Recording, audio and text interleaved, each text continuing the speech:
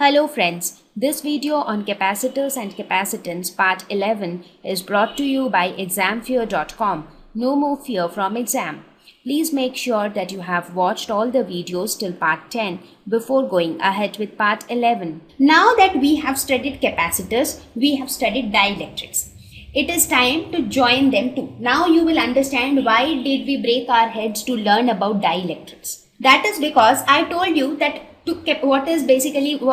how did I explain you parallel plate capacitor? I just told you simply two conductors separated by an insulating medium. Now we will see what happens if we place a slab in that medium. If something is kept in that medium, how does that affect the capacitance of the capacitor? We saw that the capacitance of a parallel plate capacitor is given by A epsilon naught by D. That is, it is directly proportional to the area. If area increases, capacitance increases.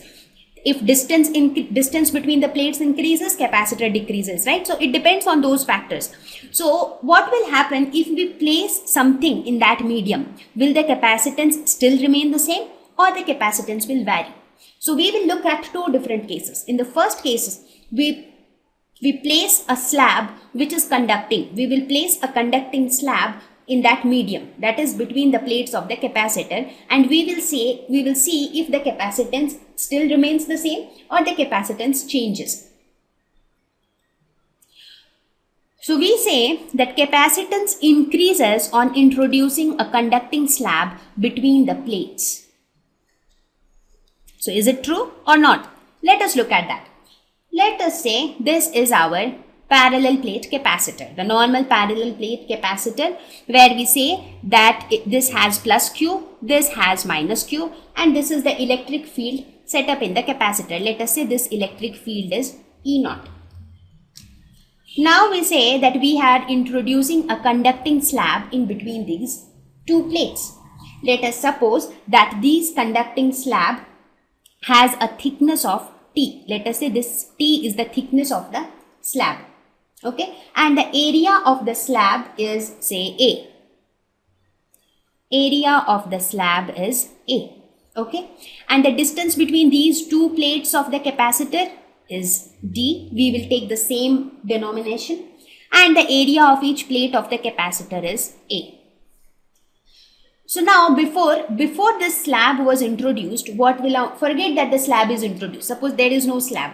The conducting slab is not there. Then what will be the capacitance of this parallel plate capacitor? It will be A epsilon naught divided by D. Right? Now let us suppose a slab which is of equal area as that of the plates of the capacitor is introduced, which is of thickness T. So what will happen? Now this is a conducting slab, right? So what will be the electric field inside the conducting slab? Inside the conducting slab, what would be the electric field? Electric field inside will be equal to 0. Why?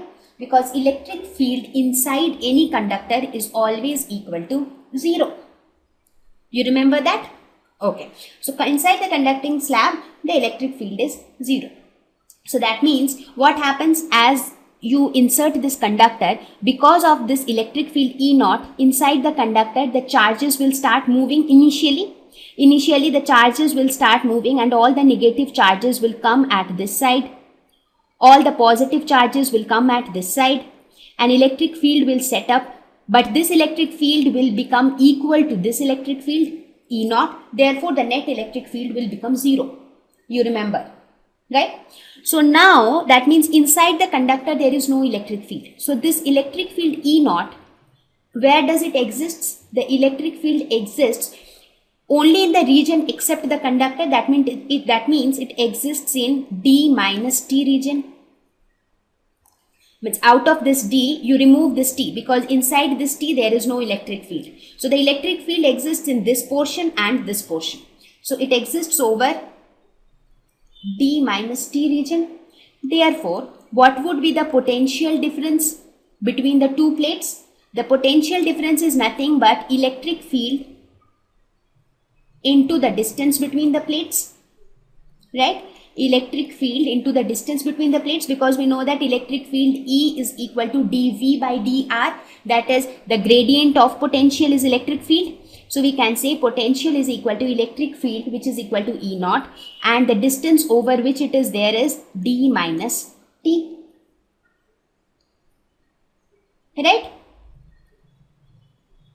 Now what is this electric field E naught? Electric field on the surface of any conductor will be equal to sigma by epsilon naught. So this will be sigma by epsilon naught d minus t. So what is this sigma? Sigma is nothing but charge per unit area. So charge is Q, area is A, d minus t. Now see, when I am talking about this electric field, I am talking about surface, I am talking about the surface of the conductor. That is the surface of the conducting plate of the capacitor, right? Because we are basically calculating the potential difference between the plates of the capacitor. Between these two plates, we are calculating the potential difference. So the area, the charge, whatever we are considering for this plate. So don't get confused. Don't think that I am considering it for the slab.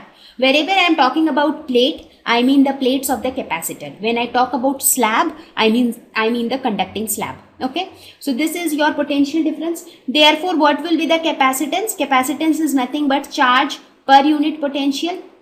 Therefore, we can say charge per unit Q divided by A epsilon naught d minus t. So Q and Q will get cancelled. Therefore, capacitance becomes equal to A epsilon naught divided by d minus t. That can be written as A epsilon naught divided by d into 1 minus t by d. So what is this A epsilon naught by d? A epsilon naught by d was your original capacitance before the slab was introduced. Therefore, you can say that the new capacitance is equal to the old capacitance divided by 1 minus t by d. So now here if you look at it, t will always be less than d. T will always be less than d because the thickness of the slab has to be lesser than the thickness or the distance between the two conducting slabs because it is inserted between the two plates. So that means this denominator cannot be greater than 1, right? Because this will always be lesser than 1 as t is less than d. Therefore, your capacitance C is greater than C naught because the denominator will always be less than 1. So this is the relationship.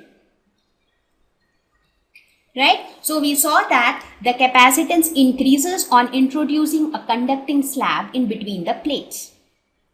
Right? Okay. Now let us look at. Thank you. Please visit examfear.com to watch free educational videos, try free online tests, get the best quality study materials, study from the best tutors and mentors, and much more. Thank you once again.